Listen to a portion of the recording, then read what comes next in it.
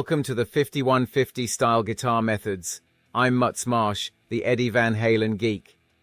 This channel explains how I understand and apply Eddie Van Halen's playing style. To me, Eddie Van Halen is like a map you unfold on a journey. A map isn't very meaningful if you just hold it or look at it casually, but if you have a destination and you're looking for answers, the answers are already written there. If we compare it to a map on a smartphone, it's like the deeper you zoom in, the more detailed information rises up from within. On the other hand, if you don't try to learn more, the information will stay buried forever, unnoticed. That's kind of fascinating, isn't it? In the recordings and videos Eddie Van Halen left behind, there are reasons why Eddie was Eddie, what I call the EVH-isms. I'm a traveler exploring the guitar world, unfolding the map of Eddie Van Halen. I'm a treasure hunter digging for the riches known as the EVH code, the elements that shaped Eddie himself. The goal of this journey is to bring everything, guitar tone, rhythm, every technique and scale, improvisation, and even songwriting, closer to Eddie's level. It's not about the gear, but about pursuing the truth of the sound that only Eddie's two hands could create. That search for his secrets through listening, that's the core of my journey. The journey is fun, and it never gets boring. And I'm not just a traveler, I'm also your navigator. Through this channel, I'll share with you the essence of rock guitar that Eddie taught me on this journey. Are you ready? Let's set off together on an adventure into the 5150 guitar world. 5150 Style Volume 18 covered the double pentatonic, and Volume 19 explored the Beat It stretch. So this time, to wrap up the stretch series, we're taking on the legendary stretch phrase from Ice Cream Man. Let's dive right into Eddie's performance.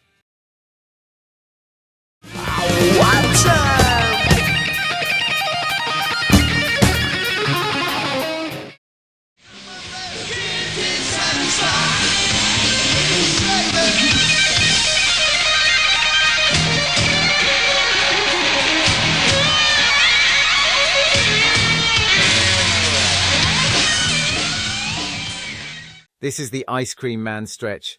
Not only is the speed incredible, but the finger spread is also just insane. Eddie's playing goes far beyond the limits. Needless to say, pulling this off with the same energy requires serious training.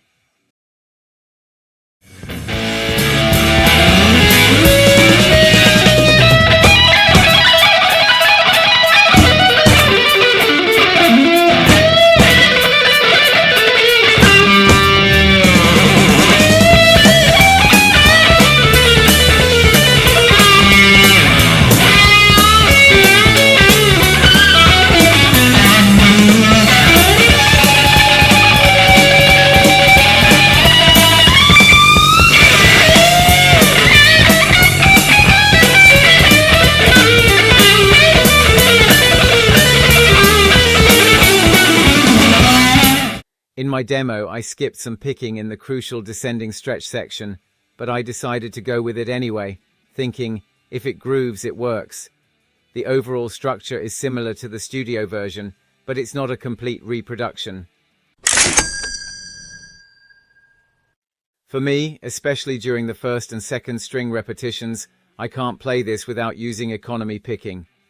Eddie, of course, didn't use economy picking. He played it the standard way. So my version is just for reference.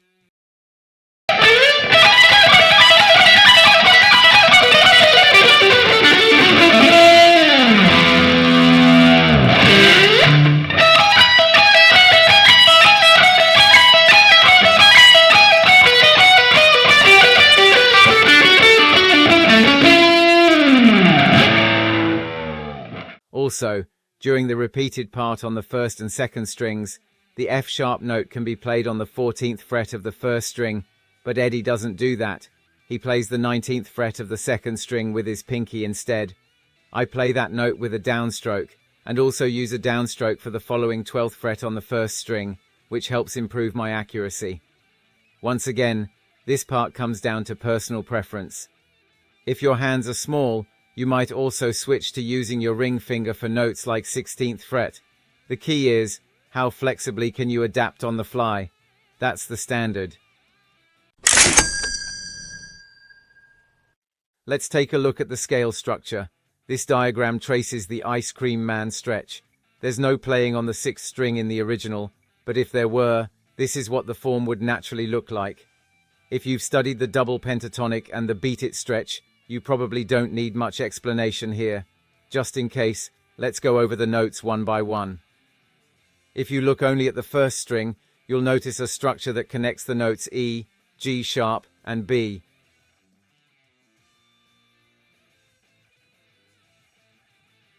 In other words, stringing those together creates a melody based on the E chord. Since the scale form is identical across all strings, the second string outlines a B chord, the third string a G chord, and so on. After playing the first and second strings, the pattern shifts down string by string while keeping the same form. That creates the impression of a chord progression: E to B to G to D to A. However, since the bass holds an E chord throughout, it makes more sense to interpret Eddie's approach as entirely centered on the E chord. Now let's label each dot with its note name. You'll see that the scale includes F sharp, C sharp, G sharp, and D sharp. These are all tones essential to the key of E major. At the same time, you'll also find G natural and D natural. These appear in E blues, the pentatonic scale you'd play with your index finger positioned at the 12th fret. Despite having G natural and D natural, the use of C sharp and F sharp brings in an element of E Dorian. When playing off the 12th fret pentatonic, hitting the 14th fret on the second or first string is pretty common, right? As you can see, I've gone into meticulous detail so far, but what I'm really saying is always more or less the same. In rock and blues, all 12 notes are fundamentally permissible, so this kind of explanation is merely a way of saying, here's what the analysis reveals. If you want to justify something, you can explain almost anything. In other words, no matter what kind of form or scale Eddie develops, the actual notes involved, in the case of, say, blues in the key of E, end up being a fusion of the E major pentatonic, E minor pentatonic, E Dorian, and E Mixolydian scales, and if that's not enough, you can fill in the gaps with any chromatic notes, including the flat 5th and major 7th. For Eddie, this kind of thinking forms the foundation of his approach to major key blues. In E major blues, because you can approach it from both a major and minor perspective, I believe he expands the palette of available notes even more than when playing in a minor key. He's fully leveraging the high degree of freedom that major blues offers. With that in mind, let's consider how to apply the 3 stretch phrases we've looked at so far, depending on the scene. In this case, the key. Let's think about how to use each stretch differently in 2 scenarios: major key and minor key blues, both with E as the tonic. First, E major. In E major, meaning E blues, you can use the double pentatonic, the Ice Cream Man stretch, and even the Beat It stretch, which was originally used in a minor key context. Next, E minor. In minor key tunes like Beat It, the E double pentatonic and the Ice Cream Man stretch don't really fit. Only the Beat It stretch works effectively.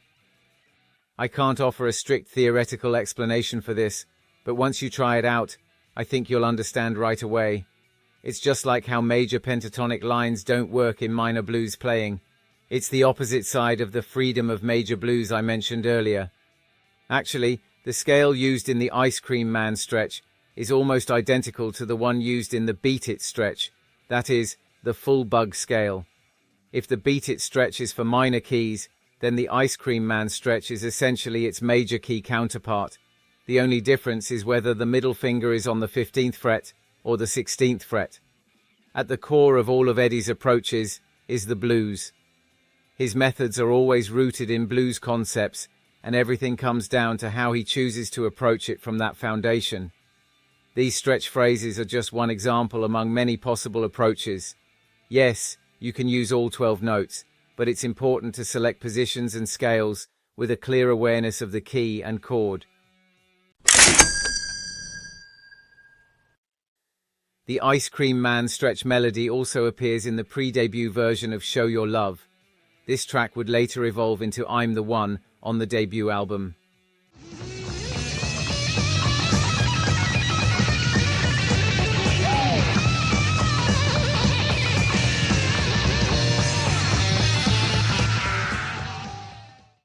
The repeated first and second string part happens only twice, but the method is exactly the same as in Ice Cream Man.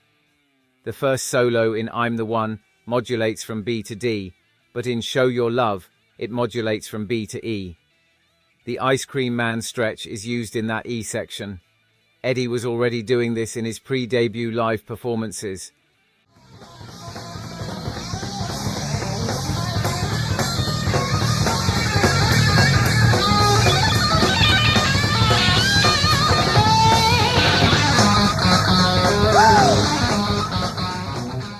In that clip, he only plays a snippet of the Ice Cream Man stretch.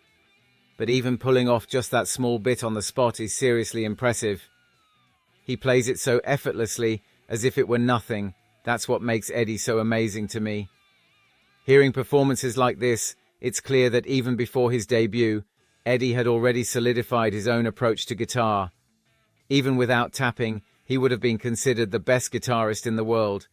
Especially in this era, his playing had that edgy, almost desperate energy, constantly pushing boundaries, and that's incredibly captivating.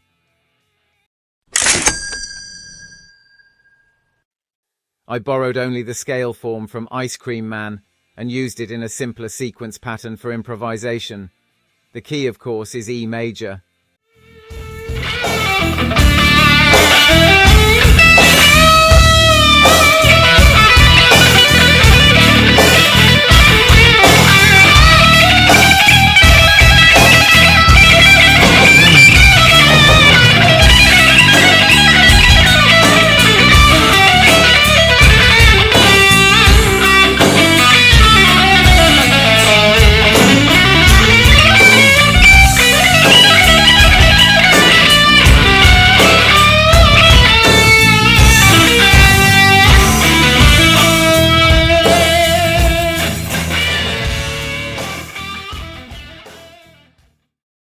It's a free-tempo shred using economy picking. It starts with the repeated first and second string idea and wraps up with a blues phrase.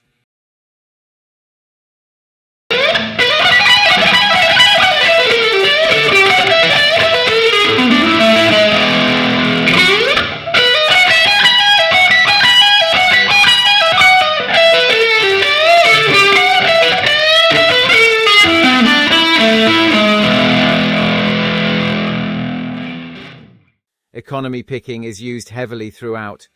As another variation, you can descend through the same sequence like in Ice Cream Man and end the phrase that way too.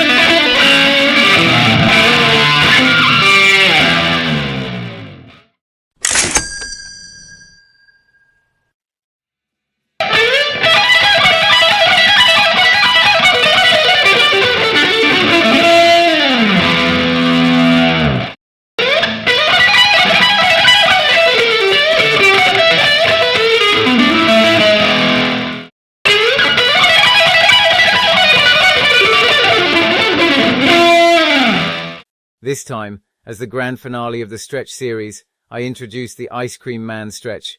Go back and review each one, and make sure to add them to your own phrase collection. Yes, that's all for this issue. How did it go? If you like it, please give us a high rating and subscribe to my channel. High ratings and channel subscriptions are my best motivation. Best regards. I will continue to upload useful information for rock guitarists, so don't miss it. Again, what I show in the 5150 style video is just an example of how I understand and utilize the Eddie Van Halen technique. There are 10 different interpretations of the technique for every 10 people, so it's up to you how you use what you learn. It may sound contradictory to say this when I am in the position of posting videos on YouTube, but to be clear, the most important part of music and guitar cannot be learned from YouTube videos. It is important to be willing to use your ears to learn and to be generous with your time. It is very important to feel the nuance and feeling with your ears. Even if it is wrong, it is very important to spend time thinking, how is it played? And try this and that, and it is very important to spend that time. There are no shortcuts. That is why I want you to spend as much time as you can with the notes. That's what I think. The watchword is keep on rocking, right? See you soon. Bye-bye.